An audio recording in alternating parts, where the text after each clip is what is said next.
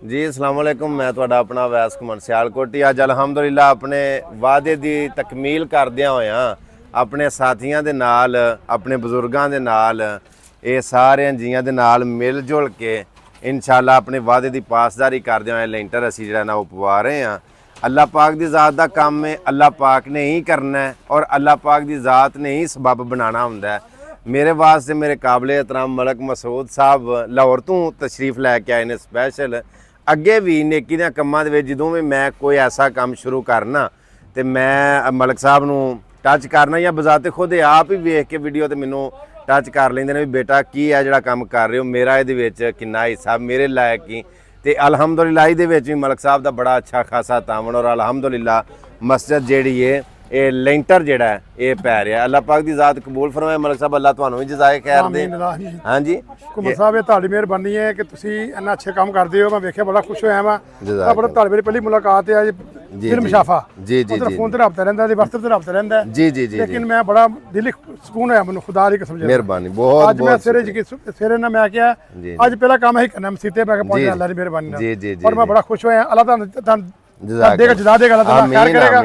अल्लाह ताला तानू तारे कादर नूं अपनी ज़बान च रखे। आमीन आमीन। अल्लाह ताला तारे दोवें जहानां तारे तुसीं खुश रहोगे इंशाअल्लाह ताला। बहुत शुक्रिया। वेखण वालियां सारियां नूं मैं पैगाम देना चाहना कि जिहड़ा लेंटर है या कोई मदरसा है या नेकी का जिहड़ा भी काम है मैं अपने कोलों नहीं सारा कुछ करदा हुंदा, क्योंकि मैं अगे भी गल कर चुकिया वीडियो दे विच कि कल्ला बंदा कुछ नहीं हुंदा। मैं अगर कायम हाँ शेर हाँ तो अपने इन्हां साथियां नाल अपने भरावां दे नाल ही कोई काम जिहड़ा है वो मैं कर सकना।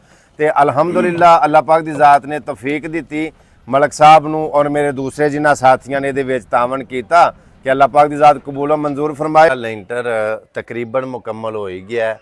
सारा लेंटर अपने दोस्तां साथियां ओवरसीज़ पाकिस्तानियां और मुकामी दोस्तां दे तावन दे नाल थोड़ा थोड़ा जिवें कहंदे ना कतरे कतरे नाल दरिया भरचदा है, दरिया भरचिया अपनी अखां दे नाल वेख लो।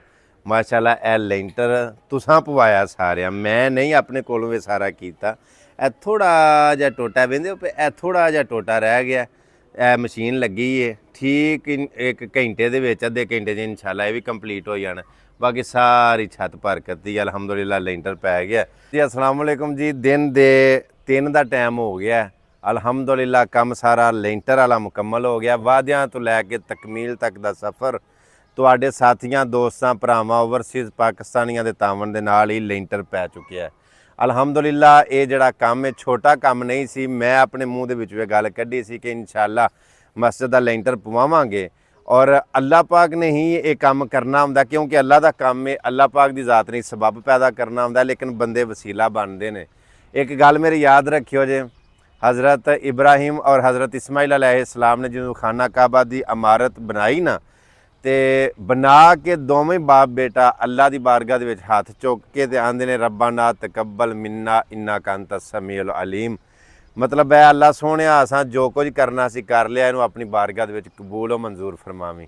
सो मैं भी जिन्हें जो है सां अपनी जेब दे विचों और अपने साथियों के तावन दे नाल पिंड वालियां ने बाहर जिहड़े दोस्त वेखण वाले ने उन्होंने माशाअल्लाह जिन्ना जिन्ना जिमें जिमें भी वो साथी तावन कर सकते हैं हिस्सा पाया। तो अलहमदुलिल्लाह मस्जिद सारा लेंटर जिहड़ा ना मुकम्मल हो चुका है। ये तुहाडे भरावां दी वजह तो ही मतलब ये मुमकिन होया। एक गल मैं ये आना कि बंदा गल उन्नी कर कढे जिन्ने जोगा मूँह चो लफज वो कड्ढने चाहिए ने जेड़े बंदा पूरे कर सके। कदी वड्डा बोल ना बोलो, ऐसी गल ना करो कि जेड़ी तुसी पूरी ना कर सको तो बाद में तुहानू शर्मिंदगी का सामना करना पे। सो मैं गल करना है वां अल्लाह ते तवक्कल करके और तुहाडे साथियां दोस्तां भरावां दे उत्ते इस गल दा मैनू हमा मान हुंदा है कि इंशाअल्लाह तुसी मेरा ये जिहड़ा मान है मेरी ये जिहड़ी गल है इहदे विच मेरा तुसी साथ दिओगे। ते अलहमदुलिल्लाह अलहमदुलिल्लाह मैं जिहड़ा काम भी कीता तुहाडे भाइयां दोस्तां दे तावन दे नाल अल्लाह पाक दी ज़ात ने पूरा कीता। इस तरह ही वेंदे हो पे जिहड़े भराई वाले ने वो अपनी मशीन धोंदे ने पे, मतलब कोई मटीरियल रेत वध गई है थोड़ी जी, चलो प्लस्तर च काम आईएगी। इस तरह बजरी जिहड़ी है वो पूरी आ गई, सीमेंट के 7 तोड़े वध गए ने। बाकी अलहमदुलिल्लाह माशाअल्लाह जिहड़ा ना बड़ी इज्जत दे नाल बड़े मतलब कि अच्छे मटीरियल दे नाल ये सारा काम कंप्लीट हो गया। इहदे नाल ही मैनूं इजाज़त दिओ, मिलने एक नवीं वीडियो दे नाल। ਅੱਲਾ ਸੋਹਣੇ ਦਿਵਾਲੇ। ਅਸਲਾਮ ਵਾਲੇਕੁਮ ਵਰਹਿਮਤੁல்லாਹਿ ਵਬਰਕਾਤੁਹੂ।